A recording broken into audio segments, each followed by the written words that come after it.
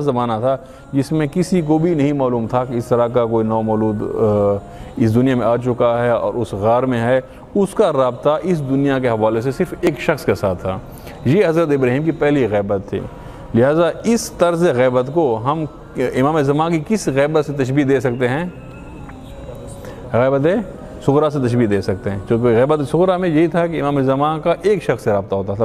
جب حضرت ابراہیم کا زمانہ آیا، اور یہ واقعہ آپ کو سنا رہا ہوں، یہ واقعہ اسی کتاب میں لکھا ہوا ہے جو شیخ صدوق نے پھر لکھی امام کی اس فرمان کے بعد. انہوں نے پوری کتاب لکھی اور اس کتاب کو نام لکھا کمال الدین.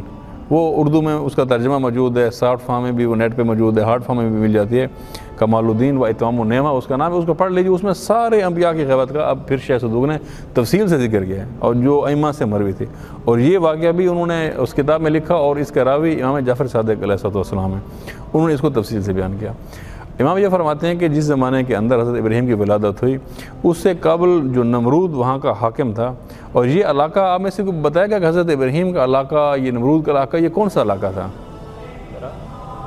اور تھوڑا اسپیسیفائی کریں. عراق، آج کے عراق میں آتا ہے. یہ کربلا کے ساتھ ہے. نجف اور کربلا کے راستے میں تو نہیں آتا، کربلا سے تھوڑا سا فاصلے پہ ہے. باؤبول اس کو کہتے ہیں. اس وقت یہ آباد علاقہ ہوتا تھا، ایک سویلائزیشن تھی. اب اس کے کھنڈر باقی ہیں. کربلا سے کچھ فاصلے پر، یعنی آدھے پونے گھنٹے فاصلے پر یہ کربلا سے یہ آتا ہے، یعنی عراق کے اندر ہی یہ مرکزی شہر تھا. اس وقت اس کو جو ہے نا نجومیوں نے یہ بتایا نمرود کو کہ عنقریب ایک شخص پیدا ہوگا جس کا نام ابراہیم ہوگا، وہ تمہارے مذہب کے لیے، مکتب کے لیے، تمہارے لیے ایک خطرہ ہو سکتا ہے، لہٰذا اس کے لیے کچھ تدارک کرو. تو اس وقت اس نے یہ اعلان کیا کہ تمام عورتیں اور مرد جو شادی شدہ ہیں ان سب کو ایک دوسرے سے دور کر دیا جائے تاکہ کوئی بچہ پیدا ہی نہ ہو. اور ساتھ میں کہا کہ جتنی خواتین ہیں ان سب کو چیک کیا جائے کہ ان میں سے کوئی حاملہ تو نہیں ہے. اس لیے ایسی خواتین یا ایسی دائیاں ڈھونڈیں گئیں کہ یہ جائیں اور سب کو دیکھیں کہ اگر کوئی خاتون حاملہ پائی جائے تو اس کا حمل گرا دیں، بچہ قتل کر دیں، اور باقی مردوں کو الگ کر دیں، عورتوں کو الگ کر دیں، تاکہ کوئی بچہ پیدا ہی نہ ہو. نہ ہی کوئی بچہ پیدا ہوگا اور نہ ہی میرے لیے خطرہ بنے گا. آپ نے یہ واقعہ فرعون کے حوالے سے تو سنا ہوا ہے پہلے موسیٰ، لیکن نمرود کے بارے میں نہیں سنا ہوگا. لیکن یہ واقعہ نمرود کے حوالے سے اس طرح سے ہے. بہرحال جس وقت انہوں نے یہ اعلان کیا اس وقت تک حضرت ابراہیم کی والدہ کو حمل ٹھہر چکا تھا. اب جب ان کی والدہ کے پاس حمل شناس عورتیں گئیں اور انہوں نے دیکھنا چاہا کہ حمل ہے یا نہیں ہے، تو وہ یہ محسوس نہیں کر سکیں کہ حمل ہے. کیوں نہیں محسوس کر سکیں؟ چونکہ یہ بالکل پھر مشابہ ہے امام زمان کی غیبت کے حوالے سے. یہاں پر بھی یہ نقطہ کہ اللہ تعالیٰ نے اس طرح سے انتظام کیا کہ عام طور پر جب حمل ہوتا ہے تو حمل آگے کی طرف پیٹ بڑھتا ہے. میڈیکلی بھی ایسا ہے، ہم سب اس چیز کا مشاہدہ کرتے ہیں. لیکن حضرت ابراہیم کی والدہ کے حوالے سے خدا نے یہ انتظام کیا کہ حمل کو پشت کی طرف بڑھا دیا.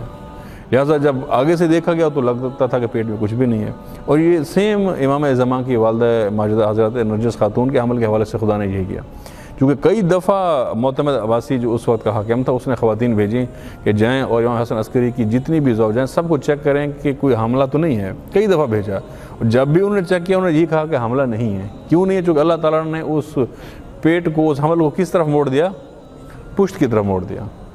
تو یہاں پر بھی یہ نہیں جان سکے کہ یہ ہے، اور انہوں نے یہی کلیئر کر دیا کہ کوئی حمل نہیں ہے. لیکن اس کے بعد حضرت ابراہیم کی ولادت ہو گئی.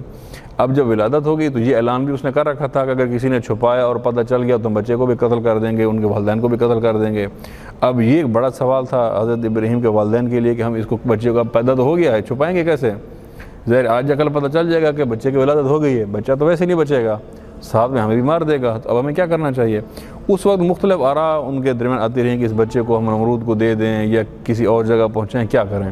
تو وہاں پر حضرت ابراہیم کی جو والدہ تھی انہوں نے یہ مشورہ دیا اپنے شوہر کو کہ ہم ایسا کرتے ہیں، اس کو کسی غار میں چھوڑ آتے ہیں، اور جب غار میں چھوڑ دیں گے تو جب تک زندگی رہے گا بعد میں خود ہی دنیا سے چلا جائے گا، تو اس کے علاوہ اور بچانے کا کوئی طریقہ نہیں ہے. تو بہرحال انہوں نے پھر اس بات پر متفق ہو گئے اور ایک غار میں جا کر حضرت ابراہیم کو چھوڑ دیا. کچھ دنوں کے بعد حضرت ابراہیم کی والدہ دوبارہ گئیں اور انہیں تقریباً یقین تھا کہ اب ابراہیم اس دنیا میں نہیں ہوں گے، وفات پا چکے ہوں گے. لیکن چونکہ ایک ماں کا دل ہے تو انہوں نے کہا جا کر دیکھوں کہ اس بچے کی کیا حالت ہے. جب غار میں دیکھنے گئیں تو بہت حیرت میں رہیں کہ حضرت ابراہیم زندہ تھے اور روٹین سے زیادہ پرورش پا چکے تھے. یعنی جتنا ایک بچہ 7 دن کے اندر پرورش پاتا ہے اتنا حضرت ابراہیم 1 دن کے اندر پرورش پاتے تھے. اور اللہ تعالیٰ نے ان کی پرورش کا انتظام یہ کیا کہ حضرت ابراہیم اپنا انگوٹھا چوستے تھے اور اس انگوٹھے کے ذریعے سے خدا انہیں تمام غذائی توانائی فراہم کرتے تھے. بہرحال یہ وقت چلتا رہا، حضرت ابراہیم کی والدہ واپس آتی، گھر میں رہتی اور دوبارہ پھر کچھ دنوں کے بعد غار میں جاتی، پھر ان کو دیکھتی. یہ معاملہ کئی ٹائم ایسا چلتا رہا، اور یہ ایک ایسا زمانہ تھا جس میں کسی کو بھی نہیں معلوم تھا کہ اس طرح کا کوئی نو مولود اس دنیا میں آ چکا ہے اور اس غار میں ہے. اس کا رابطہ اس دنیا کے حوالے سے صرف ایک شخص کے ساتھ تھا. یہ حضرت ابراہیم کی پہلی غیبت تھی. لہٰذا اس طرز غیبت کو ہم امام زمان کی کس غیبت سے تشبیہ دے سکتے ہیں؟ غیبت صغریٰ سے تشبیہ دے سکتے ہیں، چونکہ غیبت صغریٰ میں یہی تھا کہ امام زمان کا ایک شخص سے رابطہ ہوتا تھا براہ راست، اس کے ذریعے سے باقی لوگوں تک پیغام پہنچاتے تھے. بہرحال جب پھر کچھ وقت کے بعد حضرت ابراہیم سامنے آئے، جب یہ حالات نہیں رہے، نمرود نے پھر اس پالیسی کو تبدیل کیا، تو حضرت ابراہیم سامنے آئے، اور پھر وہ طویل ایک حضرت ابراہیم کا مناظرہ مذاکرہ ہے جو قرآن مجید نے بھی بیان کیا. جب ابراہیم علیہ السلام کی عمر 16 سال تھی، جب انہوں نے ستارہ پرستوں کے ساتھ مناظرہ کیا، سورج پرستوں کے ساتھ مناظرہ کیا، اور ان کو خدا کی وحدانیت پر دلائل دی. وہ ایک پورا واقعہ ہے، وہ اب سب کو معلوم ہے. حضرت ابراہیم کی پوری جد و جہد یہاں بیان کرنا مقصد نہیں ہے. پھر وہ بھی آپ کو معلوم ہے کہ جس طریقے سے انہوں نے ایک دن ان کے بڑے بت کو چھوڑ کر سارا بت کدا ویران کر دیا، کلہاڑا بڑے بت کے گلے میں ڈال دیا. وہ سارا واقعہ آپ کو معلوم ہے نا، اس لیے میں اس سے آگے گزر رہا ہوں. اور پھر بطور سزا جب حضرت ابراہیم کو آگ میں پھینکا گیا تو آگ پھر گلزار ہوگی اور آگ نے حضرت ابراہیم کو نہیں جلایا، تو اس کے بعد حضرت ابراہیم کی پھر دوسری غیبت شروع ہوتی ہے.